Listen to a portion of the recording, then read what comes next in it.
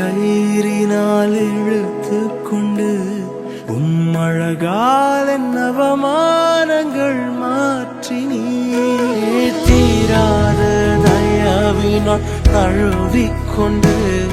என் வாழ்க்கை ஆதாரமாய் மாறினே என் அருகில் இருந்த ரூபம் நான் பார்த்து